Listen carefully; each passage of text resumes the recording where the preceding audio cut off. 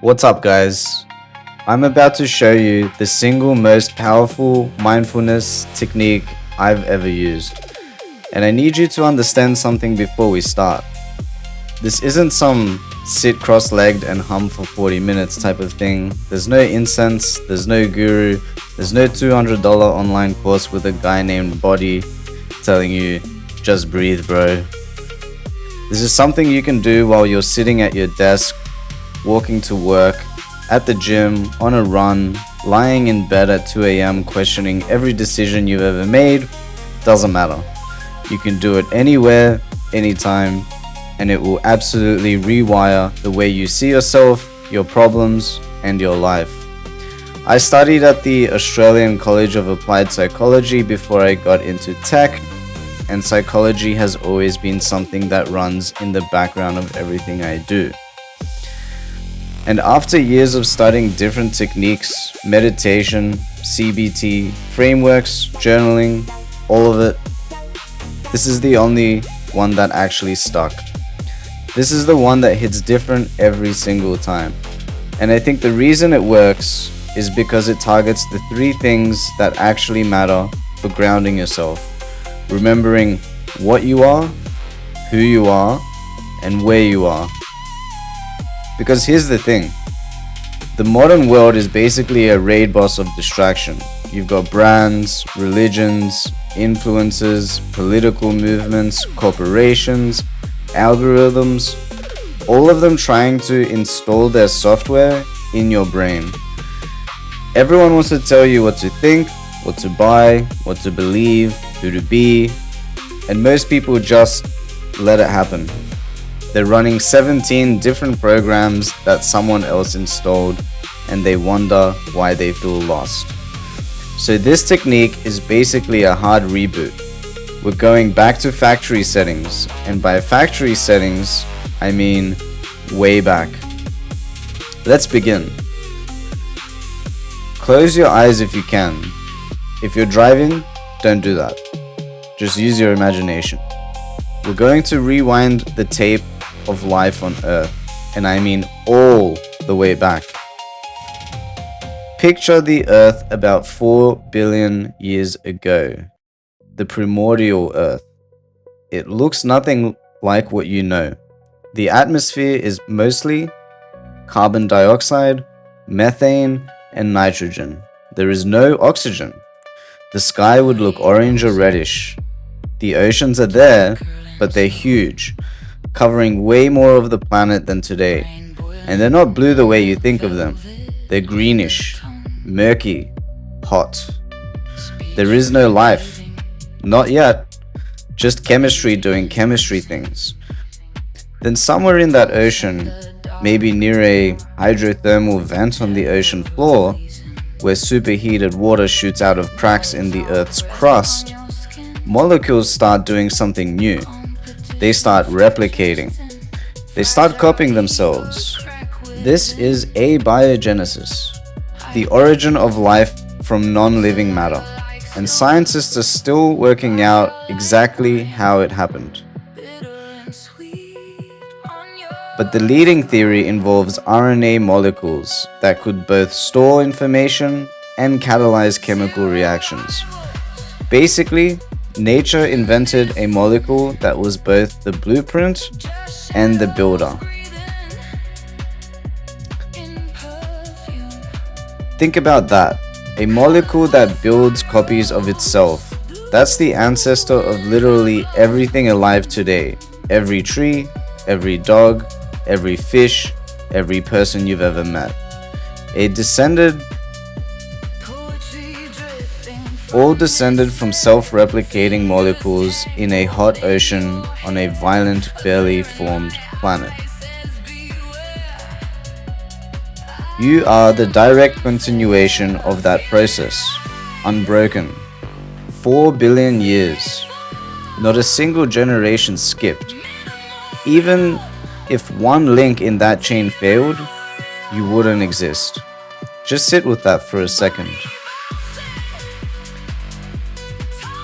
Now zoom forward, the age of dinosaurs, way forward.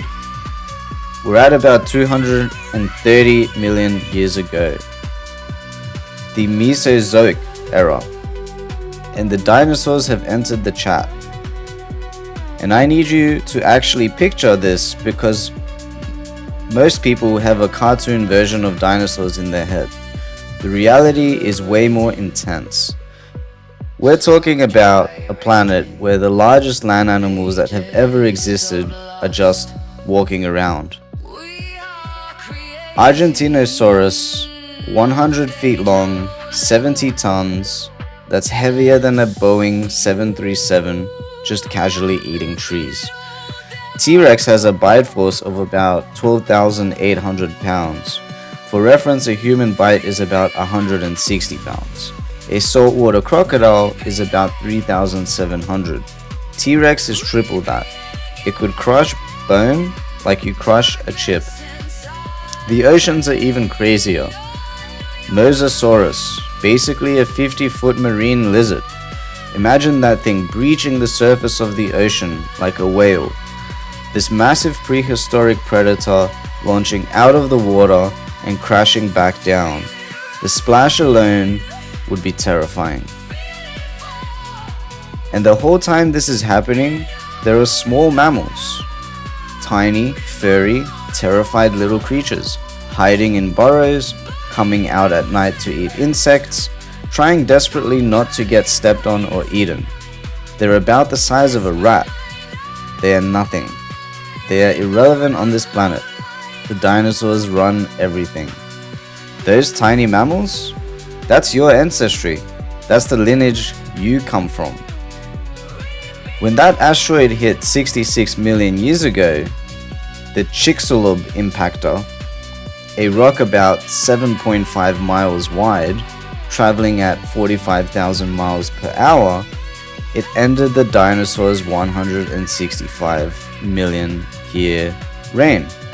In what was essentially an afternoon, the impact released energy equivalent to about 10 billion Hiroshima bombs. It caused a nuclear winter that lasted years. And those little rat-sized mammals? They survived because they were small, because they were underground, because they could eat insects and seeds and scraps while the giants starved. You see, evolution doesn't care about being the biggest or the strongest. It cares about fitting the environment. And when the environment changed overnight, the meek literally inherited the earth. That's the most clutch survival play in the history of biology. Your ancestors were basically the cockroaches of the mammal world, and that's why you're here. Now we're around 55 to 60 million years ago. Those little mammals have been diversifying like crazy. With the dinosaurs gone, diversification is widespread. And one branch starts climbing trees. These are the early primates. Picture them. Small, big-eyed, jumping between branches at night, eating fruit and insects. They develop forward-facing eyes for depth perception. They develop grasping hands with opposable thumbs. They develop bigger brains relative to body size than almost any other mammal group. Now zoom forward to about 6 to 7 million years ago. Africa. You see apes swinging through the trees. You see groups of them sitting in tall grass, eating fruit. These creatures are free in a way that nothing on earth will ever be again. No mortgage, no emails, no quarterly reviews, just vibing. But watch closely. You're looking at this from a bird's eye view, and you zoom in on a particular group. These apes are different. They're less hairy than the others. They walk a bit more upright. And one of them is holding a stick. Not just holding it, waving it, pointing with it, gesturing to the others like it's giving directions. This is huge. This is one of the earlier signs of what anthropologists call theory of mind. The ability to understand that other beings have thoughts and intentions, and that you can influence them through communication. Most animals don't do this. But this ape is doing it. And that stick, that stupid little stick, that's the seed of every tool, every weapon, every building, every computer, every spacecraft humanity will ever create. It all started with an ape who picked up a stick and thought, I can use this. Zoom forward to about 2 million years ago. Homo erectus. These apes are now way less hairy. They've lost most of their body fur. Why? Because they've started persistence hunting. This is one of the most metal things humans ever did. Here's how it works. Humans can't outrun almost any animal in a sprint. A deer, an antelope, a rabbit, they'll smoke you in a short race. But humans have two massive advantages. First, we sweat. We cool ourselves through evaporation. Most mammals cool down by panting, which means they have to stop running to breathe properly. We don't. We can run and cool ourselves simultaneously. Second, we have these long Achilles tendons and arched feet that act like springs, making distance running incredibly energy efficient. So what early humans did was just chase animals for hours in the midday heat. The animal would sprint away, stop, overheat, sprint again, stop, overheat, sprint again, but slower, and the human would just keep coming, walking, jogging, never stopping, like a horror movie villain until the animal literally collapsed from heat exhaustion. And I need you to really think about what that means, because this is not just some quirky hunting strategy, this is the defining trait of your entire species. Think about it from the animal's perspective. You're a kudu, a large African antelope. You can sprint at 60 miles per hour. You're faster than this weird hairless two-legged thing by every measurable metric. So it starts following you and you bolt. You leave it in the dust. It's not even close. You win. Easy. So you stop. You rest under a tree. Your heart comes down. You start grazing again. And then you see it on the horizon, walking. Not running, just walking toward you. So you sprint again, another 400 meters, done, gone, you're safe. You rest, and it appears again, walking, always walking. It never stops. You sprint again, but this time it's harder. Your body is overheating because you cool down by panting, and you can't pant properly while sprinting. Your muscles are flooding with lactic acid.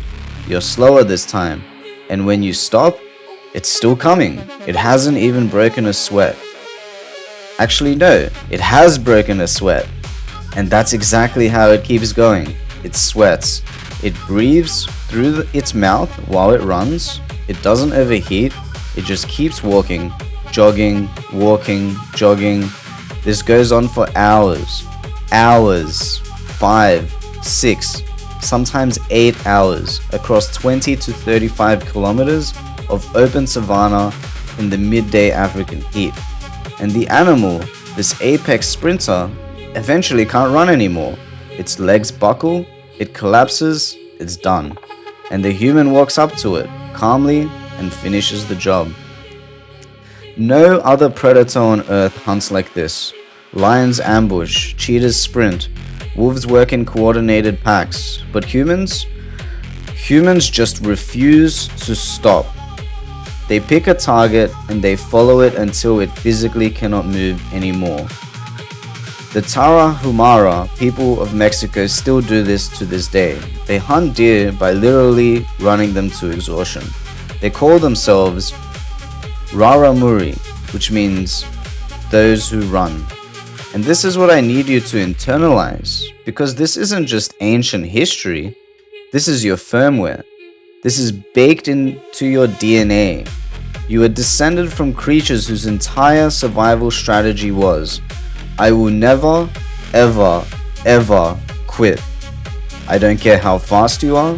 I don't care how far you run. I don't care how long it takes. I will keep moving toward my goal until I reach it or until I am dead. There is no third option. Every other predator on the planet has a give-up point. A lion will chase for maybe 200 meters and then stop. A cheetah will sprint for 30 seconds, and if it doesn't catch you, it's done. It has to rest for half an hour. A wolf pack will call off the hunt if the prey gets too far ahead. Humans don't have a give-up point. That's not a motivational poster. That's a biological fact. Your ancestors were selected specifically for their refusal to stop. The ones who gave up didn't eat, they didn't survive, they didn't reproduce. Every quitter got filtered out of your gene pool across hundreds of thousands of years. What's left, what you are, is the product of relentless, unbreakable, almost psychotic persistence. The tenacity of a human being is not something you need to develop or learn. It's already in you. It's been in your lineage for 2 million years. Every time you push through something hard, every time you keep going when everything in you says stop, you're not doing something extraordinary. You're doing exactly what you were built to do. You are the species that doesn't stop. Remember that next time you think about giving up on something. You come from a 2 million year lineage of creatures that looked at faster, stronger animals and said, doesn't matter, I'll get there eventually. And they did. Every single time. That's why you lost your fur. Fur would have made you overheat during persistence hunting. Natural selection favored less hairy apes because they could chase prey longer without overheating. You are a naked ape because your ancestors were the original terminators. The stick is now a spear. The ape that was waving it around is now using it to catch fish and hunt game. And here's where pair bonding kicks in, and this is critical to understand. Human babies are born essentially premature compared to other mammals. A horse can walk within hours of birth. A human baby can't even hold its own head up. Human children take 12 to 15 years before they can truly fend for themselves. That's the longest dependency period of any mammal on the planet by a massive margin. This means a single parent raising a child alone in the wild is playing on the hardest difficulty setting imaginable. So humans evolved to pair bond, to form long-term partnerships where one parent could hunt and forage while the other protected and nurtured the young. The spear goes out, catches fish, brings it back to the nest, which is now looking more like a hut where the partner and child are waiting. The nest becomes a hut. Huts become clusters. Clusters form around a fire pit. The fire, which humans have controlled since at least 1 million years ago, possibly earlier, changes everything. It cooks food, which breaks down proteins and makes nutrients more bioavailable, which allows the gut to shrink and the brain to grow. Cooked food is essentially why your brain is as big as it is. Raw food requires a massive digestive system. Cooked food lets you trade gut for brain. Your ancestors literally cooked their way to intelligence. The apes are more naked now than ever. So they start using bark, leaves, and animal hides to cover themselves.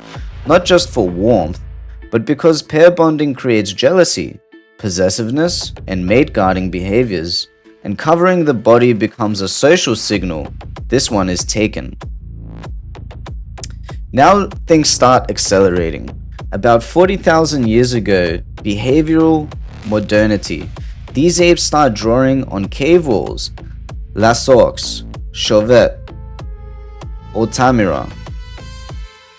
They're painting animals with incredible accuracy and artistry. They're making jewelry from shells and bones.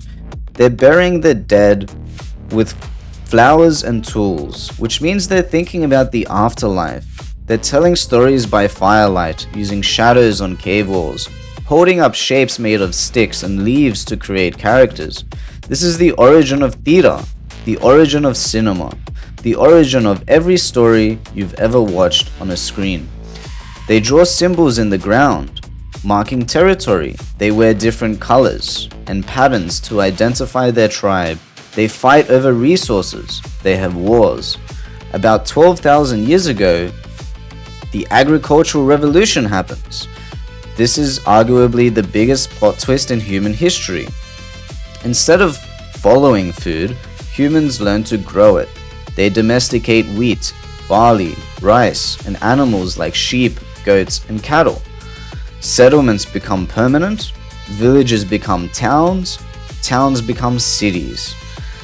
And here's where it gets interesting from a psychological perspective. For the first time, you have thousands of people living in close proximity who aren't related to each other. In a tribe of 50 to 150 people, which is what humans evolved to live in, known as Dunbar's number, everyone knows everyone. Social pressure keeps people in line. But in a city of 5,000, 10,000, you need something else. You need a system. Enter organized religion. And I'm not here to trash religion. That's not the point. The point is to understand its function in human history.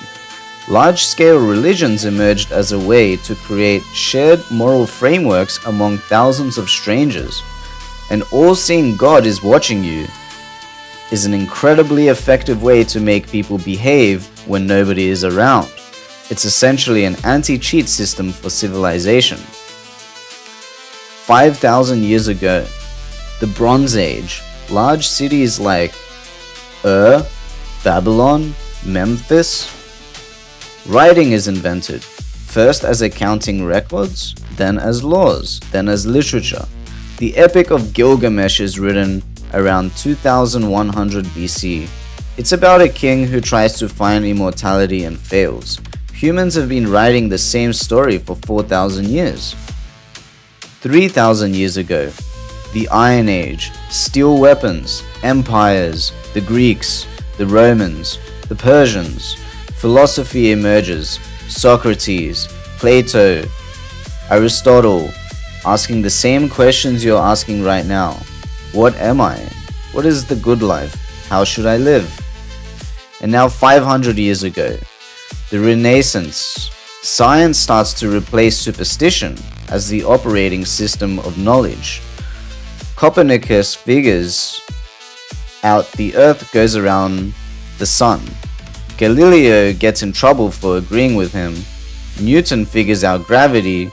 The printing press means ideas can spread faster than any army. 200 years ago, the Industrial Revolution. Steam engines, factories, mass production.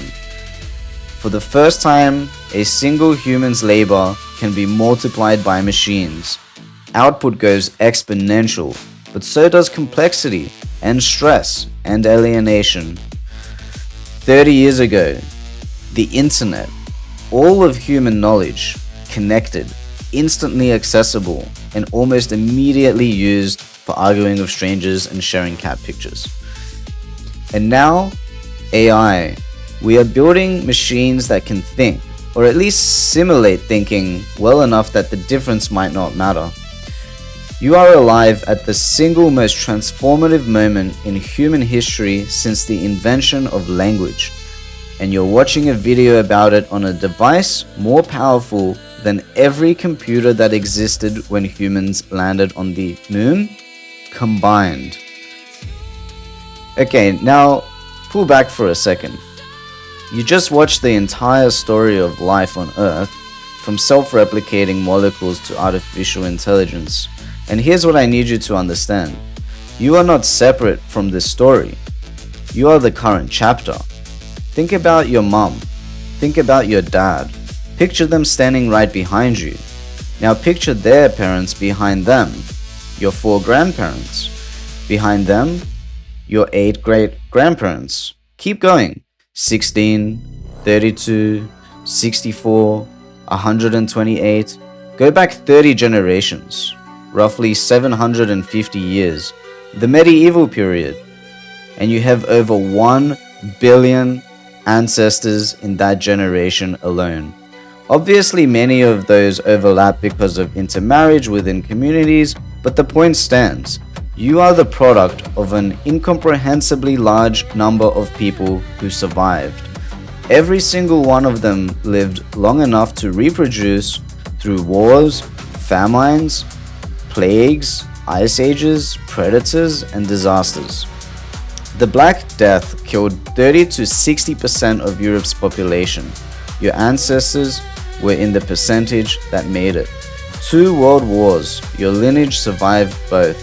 Every plague, every famine, every disaster for 4 billion years, your line held. Visualize all of them behind you, forming a massive triangle stretching back into the depths of time. You are at the point of that triangle, the tip, the latest version. And I don't mean latest version in some cheesy motivational poster way. I mean it biologically. Literally, your immune system has information from every pathogen your ancestors ever fought. Your brain architecture is the result of millions of years of iterative problem solving. Your instincts, your reflexes, your capacity for language, for creativity, for love, all of it was forged across thousands of generations of survival. You are not just some person. You are the most current build of the most advanced biological organism on the planet, running on hardware that took 4 billion years to develop. That's what you are. Don't forget it. Now, where are you? Think about your physical location right now. The room you're in, the chair, the bed, the park bench, wherever you are. Now zoom out. See the building you're in from above, see the street, the neighborhood, the city. Keep going. See the country, the continent, the curve of the earth. Keep zooming. You're in space now. You can see the whole planet. That little blue marble, that's where 8 billion people are living. Fighting, loving, creating, destroying, dreaming. All on a rock 7,900 miles wide. Floating in a void so large that the nearest star is 4.24 light years away. That's 25 trillion miles. This is where you are.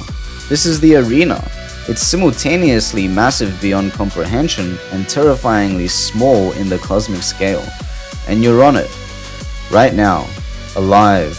Conscious. Aware. You are conscious. You are a conscious being on a rock in space. The product of 4 billion years of unbroken survival. And you have maybe 80 years on this planet. 4,000 weeks if you're lucky. That's what you are. That's who you are, and that's where you are. Now if you are standing, spin around with your arms out and smile. You're alive, and it feels amazing. Now with all that in your mind, ask yourself one question. What is the biggest problem in my life right now? Just one. The main one. The one that's been sitting in the back of your brain. The one you've been avoiding. The one that stresses you out when you think about it at 3 a.m. Got it? Good. Now ask, what can I do today? Not this week, not this month, today to move one step closer to fixing it. That's it. That's the technique. And here's why this is so powerful and why I think it's better than every other mindfulness technique out there. Most mindfulness practices focus on the present. Be here now, and that's fine. That's useful. But it's incomplete because if you don't know what you are, the present moment has no context. You're just floating consciousness trying to feel calm. That's like trying to play a game without knowing the lore, the map, or your character's stats. This technique gives you the full picture. It cuts through all the noise, the brands, the influences, the ideologies, the algorithms, and it connects you to something that is as close to the undeniable reality as you can get. You are an evolved primate on a planet in space, the latest in an unbroken chain of survivors, and you have real problems that need real solutions. That's it. No mysticism, no woo-woo, just reality. And the beautiful thing is, every time you do this, it gets better. Because you start reading about human history, you start learning about evolution, about anthropology, about cosmology, and every piece of knowledge you gain makes the visualization richer, more detailed, more grounding. You're essentially building a mental model of reality that gets more accurate over time. The neuroscience backs this up too. When you engage in vivid mental imagery, what psychologists call guided visualization, you activate many of the same neural networks as actual perception. Your brain doesn't fully distinguish between a vividly imagined experience and a real one. So when you imagine this evolutionary journey, you're literally training your brain to hold a wider perspective. You're exercising your prefrontal cortex, the part of your brain responsible for long-term planning and perspective taking. And you're downregulating your amygdala, which is the fear and anxiety center. In other words, you're using evolution to hack the brain that evolution built. That's the most galaxy brain thing you can do with mindfulness. And don't forget that as you are building this mental model of reality, which is getting more accurate over time, that means you'll find it easier to live in that reality. Now, if you've made it this far in the video, you clearly want to make your life better. And you're already ahead of most people because most people clicked off to watch someone get hit in the face with a watermelon or something. So I'll leave you with this one principle that has changed my life more than anything else. Fix or get closer to fixing one problem every day. That's it. One problem, one step every day. Here's what happens when you do this consistently. The number of problems in your life starts to shrink. And when new problems emerge, because they always will, you've built the skill of solving them. You're not panicking, you're not overwhelmed, you're just going, okay, here's a problem, let me work on it. Like it's nothing, because you've done it 1,000 times. And when your problem count gets low enough, something incredible happens. You shift from survival mode to maintenance mode, and then from maintenance mode to creation mode. You go from I'm drowning to I'm stable to I'm building something. And here's the part people don't talk about enough. This isn't selfish. I know some of you are thinking, but what about other people? Shouldn't I be helping others? And yes, absolutely, but here's the thing. You can't pour from an empty cup. That's not just a motivational quote. It's physics. You can't give something you do not have. When your life is going well, when you've solved your problems, when you're less stressed, when you have bandwidth and resources, you become a better partner, a better friend, a better parent, a better co-worker, a better human. Everyone around you benefits because you're not leaking anxiety and frustration into every interaction. So always ask yourself 3 questions about every relationship, every deal, every event, every task. How does this improve my life? Why does it improve my life? What does this do for me long term? That's not selfish, that's strategic. That's you making sure that the resources you have, your time, your energy, your attention are being invested, not wasted. And when you invest well, the returns don't just benefit you, they benefit everyone in your orbit. If every person on the planet focused on fixing their own problems, optimizing their own life, and being the best version of what 4 billion years of evolution built them to be, the world would be an objectively, measurably, undeniably better place. You are a miracle of biology, an unbroken chain of survival going back to the first molecule that learned to copy itself. You are at the point of a triangle that stretches across all of human history. Act like it.